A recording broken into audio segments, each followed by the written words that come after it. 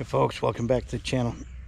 Behind me you can see El Diablo, the motorcycle that actually jump-started my channel to what it is today. And I appreciate everybody that's subscribed to the channel and everybody that watches the channel.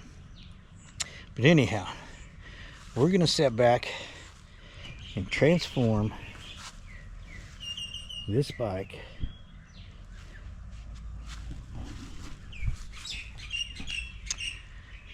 even more than what it already is. Okay, so you all know that this bike has been modified, put back to what it was to begin with, and modified and put back and modified and put back more than any other Honda CT probably in the world. Okay, we keep changing things out to try and find out what works, what doesn't work, and what's the best for this bike.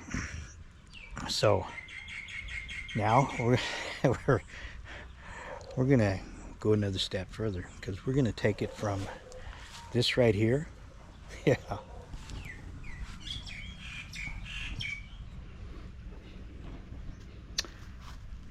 now we're gonna go to this.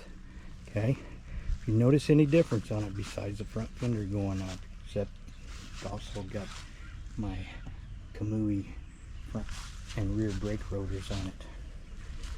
The license plate's gone. Still got the tail light and the turn signals on it, but those will come off later. No mirrors on it. The bike has shed as much weight as I plan on shedding. And then one big thing was, yep, I took the crash bars off and put the stock down tubes back on it. And now, yeah, believe it or not, that little baby right there, she kicks it. So we're gonna probably do a little riding tomorrow with it, the way it is.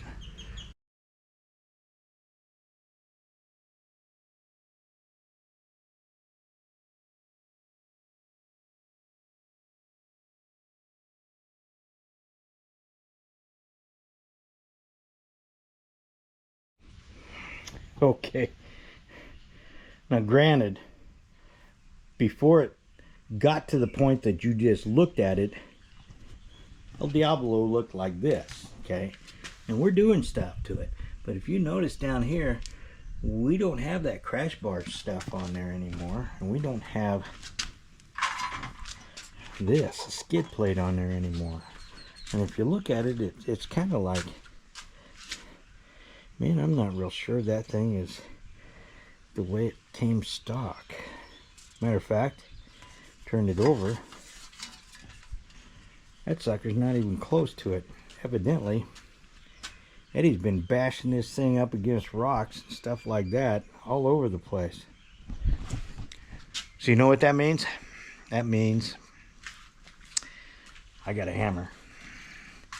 I need to straighten this all out. So I'm going to hammer it all out into a nice little position. And then we're going to put it back on here where the stock area goes right in there. And then we're going to explain to you why we're doing what we did and why you haven't seen a damn video on this in 3.5 months.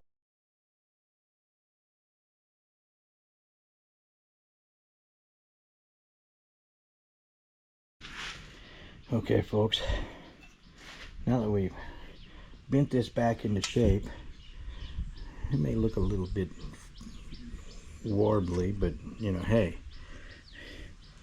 it's painted back to black. But I'll guarantee you that hole, that hole, that hole, and this hole will all match up to what's down underneath there. Now I'm going to put this back on and tighten everything up. Then we're going to go for a ride.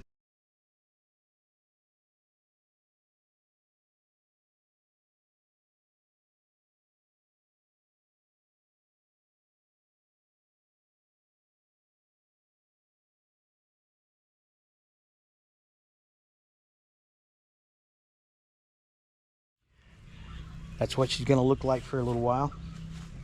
And yeah, after I turn 70, which is 2 weeks away, me and this little guy is gonna go ride a Thai Enduro. And damn it, I just want to get to the first checkpoint is all. I don't care about finishing it.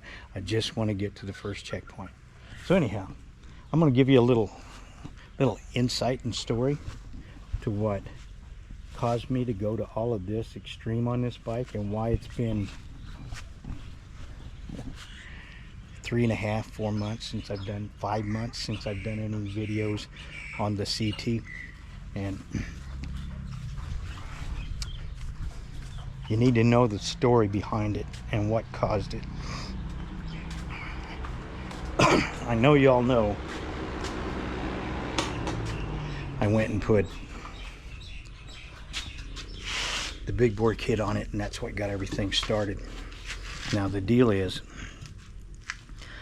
the mechanic that did that work for me has even less tools than I have, but he has knowledge of the engine, which I know engines, but that particular engine, I don't have any books on it. I don't have any diagrams on it. I don't have any settings that are supposed to be on it. So I'm not going to be doing stuff to the inside of the engine. Plus, I don't really care to do engine work anymore.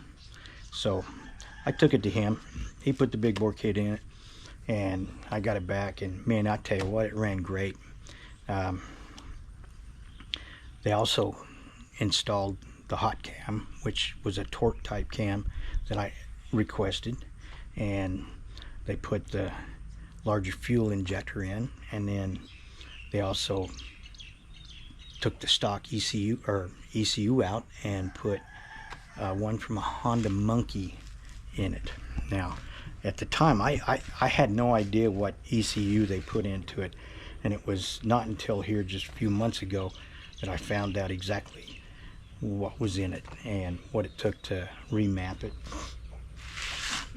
But anyhow, the bike burned oil, and it smoked a little bit, not a whole lot, but it was burning oil. I was having to put 1/3 of a quart of oil in between oil changes in the bike now, and I never had to do that. I never had to add any oil to it before. So I take it back to him because I've got a little ticking noise in it, which was a rocker arm clicking noise. So he adjusts the valves for me, gives it back to me, and everything's fine, supposedly. I drove it again for a while, and a month later I got the same damn problem. So I take it back there, and he pulls the rocker arms out, and he sends me a text message with a picture of one of the rocker arms is starting to ground down. And I said, go ahead and put new rocker arms on it. So he did. What I should have had him do was pull the head off and check the valve and make sure it wasn't starting to groove out, which it was, but I didn't think about it. So anyhow, it wasn't much longer, and it was rattling a rocker arm again. So I took it back into him, had him check it out, and at this time he also replaced the cam chain tensioner because it was starting to wear the little plastic gear in it out. I don't know if something he did that causes that or what, but we've had that with my bike twice now, and Robert's bike once now. So something you might think about on the Honda CT125s. So anyhow, we get all that stuff put back together, and it still burns oil. It's still burning oil. It's still smoking. So I take it back to him, and I say, hey, here's what I want you to do. I want you to buy a brand spanking new Honda CT125 head and all the parts that go with it to put it back in there. And I want you to put my camshaft back in there. And he goes, no. He goes, my. High speed. Okay, there's a company called High Speed here in Thailand that produces heads, and what it looks like they do is they buy new heads and then they port them and then load them up with their valves and their springs, you know, a little higher spring tension and all that stuff, and they give you a ready-made to install, and it's only $100 US. So it's like, okay, I had seen the ads up for them, but you got to think, a name like High Speed, what's it gonna do? What's it want to do? It wants to haul ass, okay?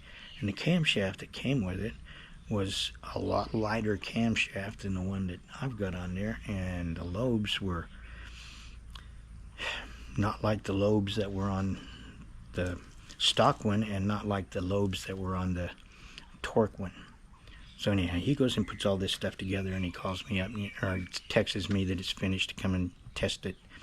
So I get on it, and immediately it's not loping like it used to, you know, like a dragster sits there and goes vroom, vroom, vroom, vroom. It wasn't doing that.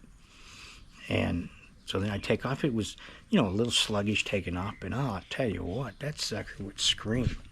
And so I took it out a few times and did some riding on it. You know, God, I could do 125 kilometers an hour and still had more. But you don't want to go that fast on these bikes. They're just not stable. But it would do it and still had room to go. So I'm thinking, Jesus, I don't know what all he did on this thing, but it evidently was pretty good. Until Robert and I asked Corey, who had a Gen 2 engine that he got a big bore kit put in here at ITEM Garage. He bought the big bore kit from Japan, but had him install it here at ITEM Garage, which is where we all bought our big bore kits from.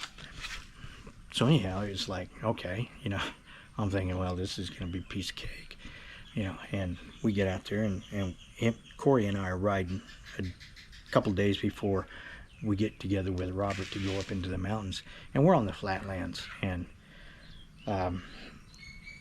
I asked him, I said, hey, you want to do a little drag race? And he goes, okay. So we did. And he almost immediately pulled me by 2.5 lengths. Immediately. And then I got up on the RPMs a little bit, and I could stay with him, no problem. But we had a not very long roadway that we were on, so I couldn't barely get to third, but couldn't even get to fourth on it. And I'm pretty sure I could have probably beat him on a long run. But I said, hey, you know, I didn't get a good jump on that start. Let's do it again.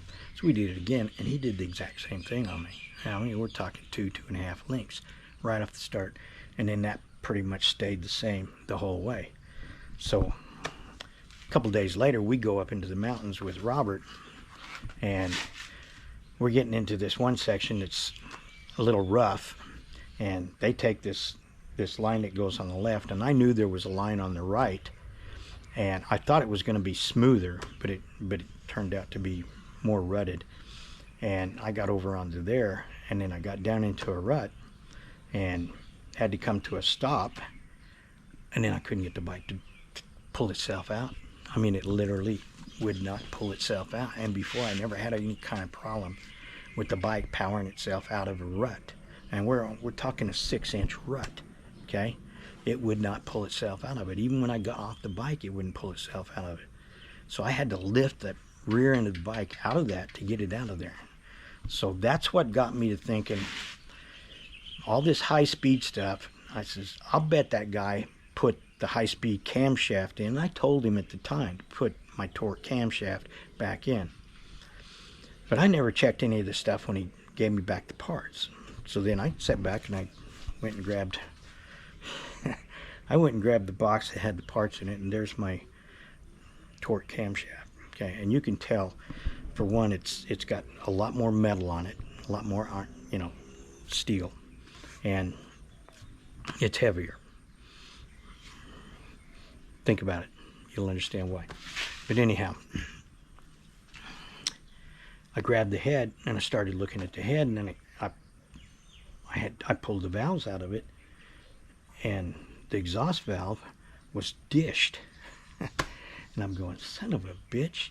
He's been over tightening these valves every time he's been doing the valves on it, you know. And then I looked down there, and the valve stem horn, okay, the piece of aluminum that comes up, that the valve stem goes up through, and then your seal goes over the top of, was broke off. The tip of it was broke off. And I'm going, there's no way a seal was going to hold that. So that's why I was burning oil. So I said back and I said, that's it. I'm not taking this shit back to him at all ever again. So I got a hold of Robert, and we went to ITM Garage and talked to the owner. This is the first time I've gotten to talk to the owner of the place. And he speaks English. Not real good, but he speaks it fairly good. And I gave him my stock head because it's ported and all this stuff. And I did check on the internet and looked at the parts list and all this stuff for the Honda CT125, and you can buy that horn, that valve stem horn. You can buy those and replace them. So I told him, I says, I want to replace that exhaust one. He goes, what about the intake? And I go, no, it's okay, right? And he goes, no, it's cracked. I looked at it real close. Got to put my reading glasses on. Looked at it real close, and sure enough, it was cracked also. The other one had a chunk pulled out of it. So I said, do what you got to do, but I want all new parts in there. New valves, new springs, new caps, new keepers, new seals, new valve stem horns, and this camshaft put in it. And I gave him the camshaft. And he goes, okay, we'll have to get bearings for it. Okay, no problem. Bearings were the hold up on it. It took a couple weeks, 3 weeks, something like that, to get the bearings in. But when he got it all put back together, he says, I've got your head all put back together. I says, fine. So I took El Diablo down there and left it with him. And I said, take your time, wherever long it takes, you know. Do it and do it right. And then I'd like it dynoed. He goes, okay. And then he texted me and he said, how come your bike won't start with a stock ECU? I said, because that's not a stock ECU that's in there. If you put a stock one in, it probably won't start. So he'd tried 2 brand new ECUs in there and it wouldn't work. He goes, well, I can't tune that ECU with my equipment. He goes, who did the tuning on your ECU? I said, the guy lives right up here by me. And the guy that did the tuning on it lives just the road to the west of me, and straight across the land to me. I mean, he's 200 meters away. So I said, okay, I'll get a hold of him. He goes, and I need him down here to do the tuning. I said, okay. So I went over and set up a deal with him to go down the next day and do the tuning and all that stuff. And then, but the numbers they got, the horsepower and the torque was not just a little bit more than Daniel, Robert got, but it was quite a bit more than what Daniel and Robert got. And I'm pretty sure Corey wants to go in and have his done. I'm pretty sure it's going to be more than what Corey got with his. But I think it all has to do with the fact that I had the porting done on that head, on every aspect of it, including the throttle body. The throttle body itself was ported. You know, it's like yay big around.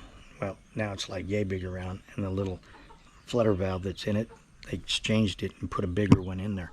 So now it gets a lot more air than it did before.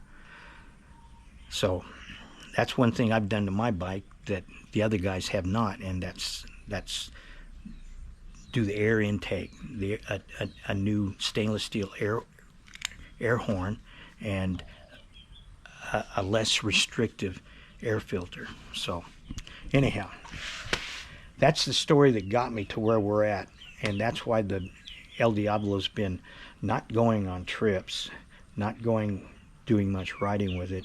And tomorrow I'm going to be taking it out and doing some off-road riding with it. And to be honest with you, I really think it's going to rock. So, hey, there's still more to come on this video, so stay tuned.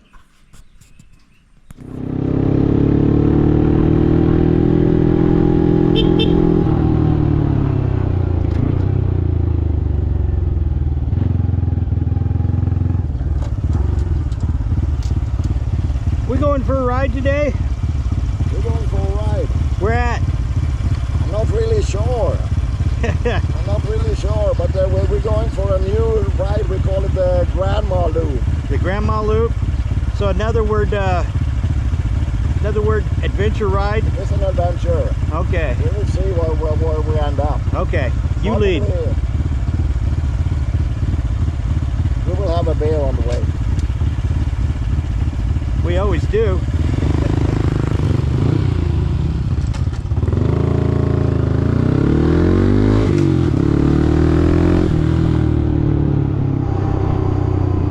Well, obviously we haven't got to the dirt yet, but it looks like there's some trails off this. This is supposed to take us back to a little place we call Grandma's, which is a beer stop. And it looks like there's all kinds of trails shooting off from the sides of it. So we may end up taking one of those, I don't know. But Robert said this is something like a 20-kilometer ride. So sit back and enjoy.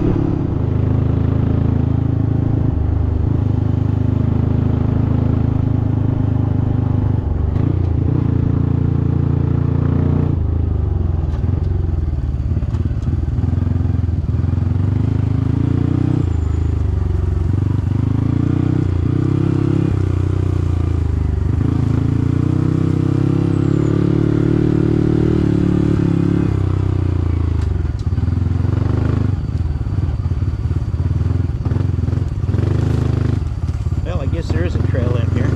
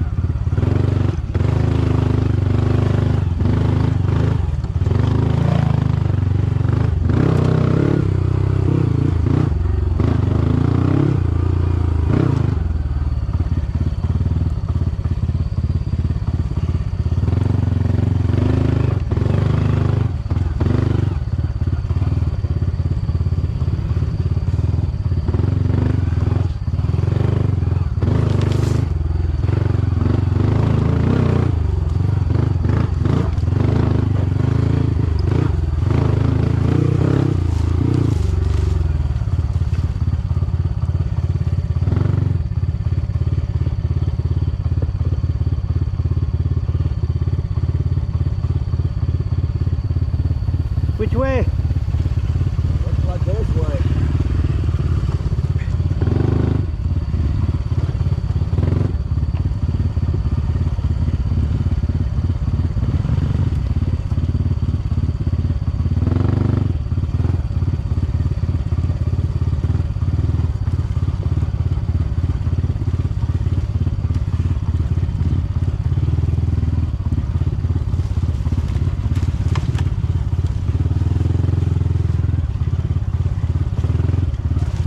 Yeah, this looks like something that, hell, we could take the street bikes on. My ass.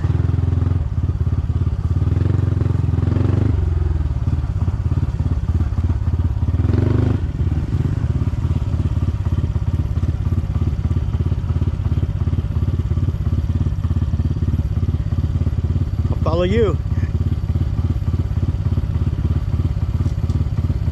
Hey! Robert, leave it in first. Yeah.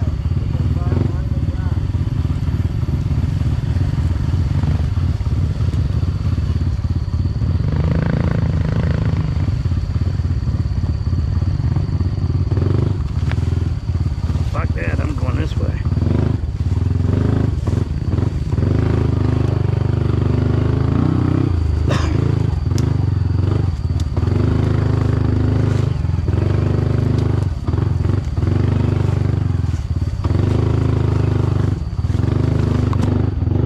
Yeah, this is a trail we should have been on.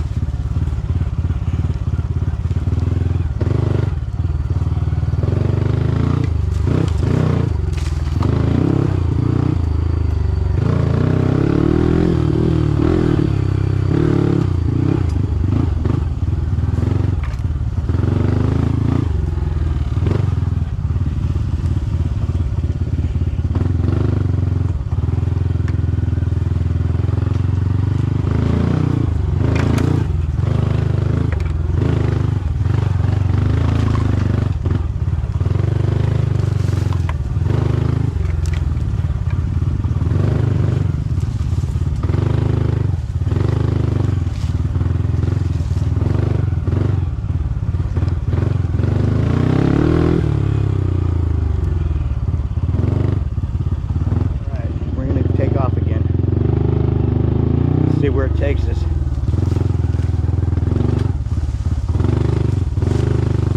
You gotta watch out for these vines, they grab your feet.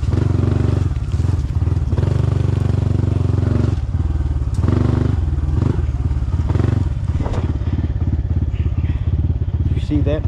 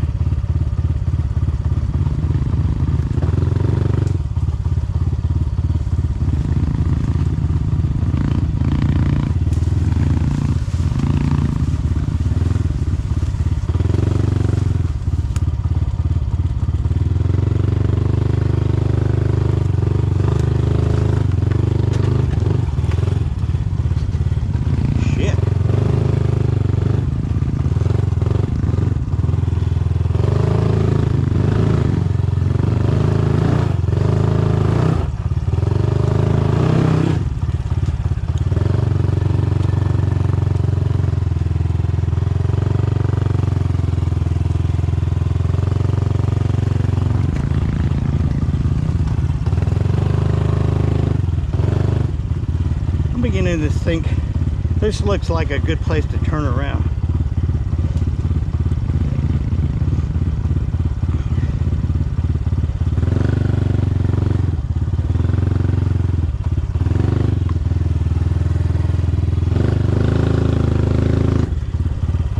Damn, I don't know how I fit through that shit.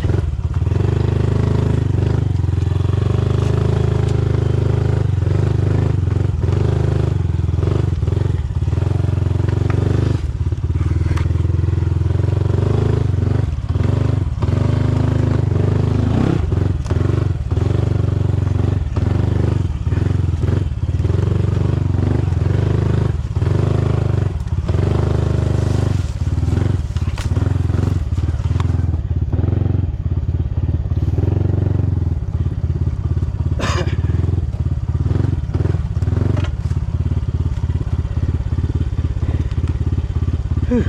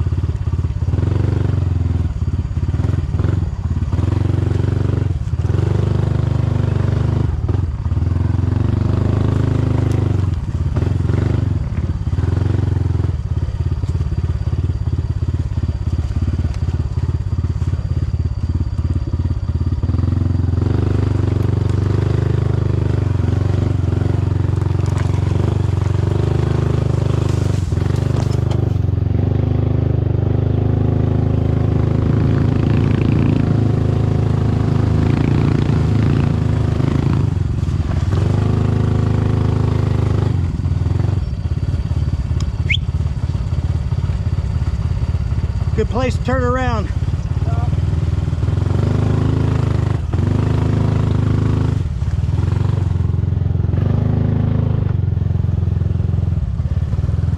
Get off the bike and push it over to your right. Push the bike over to the right. Just push it over there, yeah.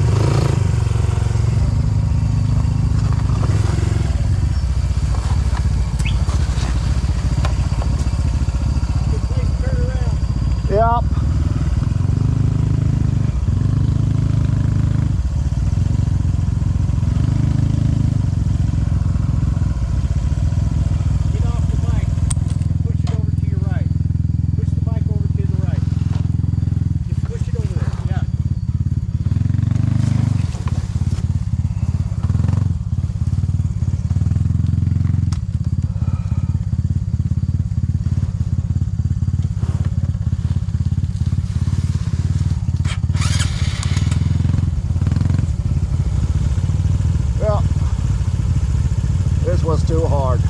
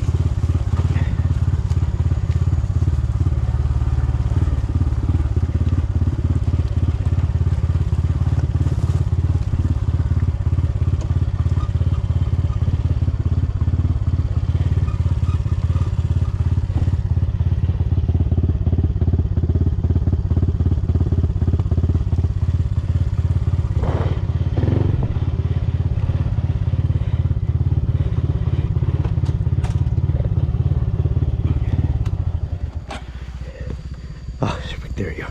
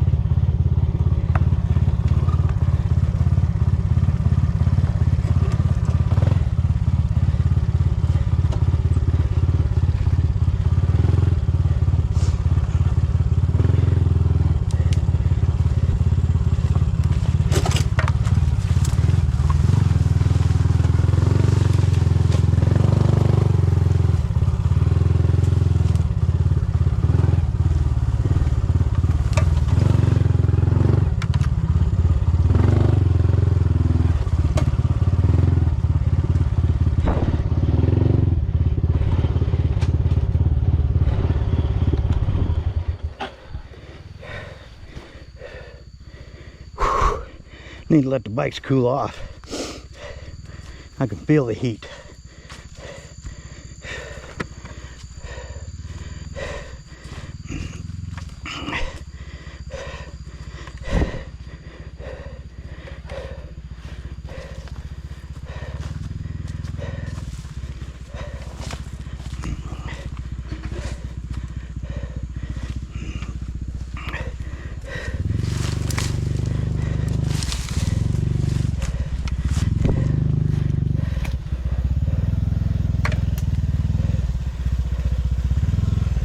Too hard enduro. This is a hard enduro.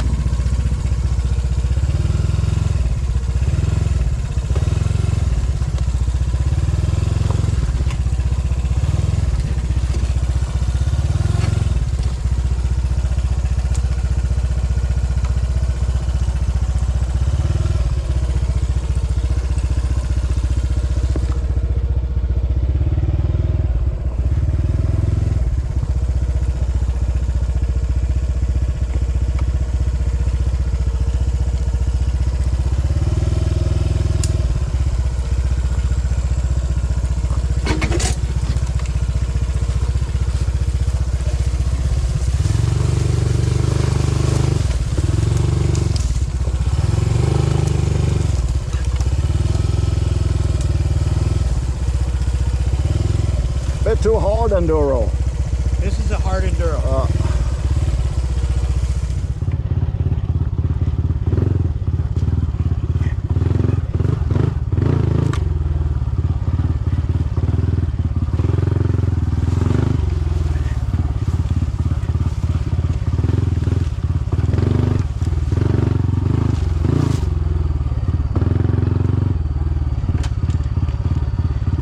GoPro on, Eddie.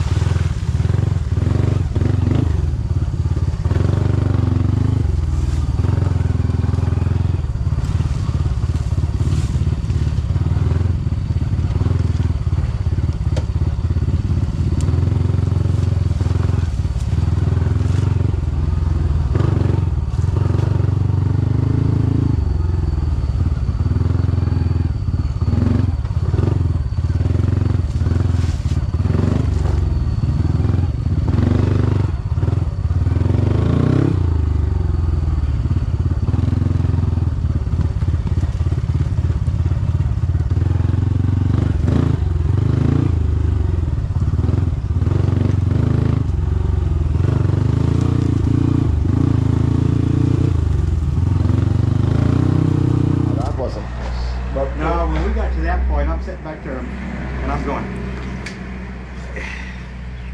If this track, he's not going to make that. And if it's been more like the Hell's Trail, open and not all that bamboo in it, without the bamboo sticks, they're like sharp knives, like arrows. Somebody's been out there with a machete chopping at them, and when they do that, it just cuts at an angle and makes them like little spears. But the way the CTs are set up now with the fatter tires and the 45 rear sprocket, there are more trails than cities now. So, they're still a good city bike. And we got the big bore kits in both of them. Yeah, but everybody knows that.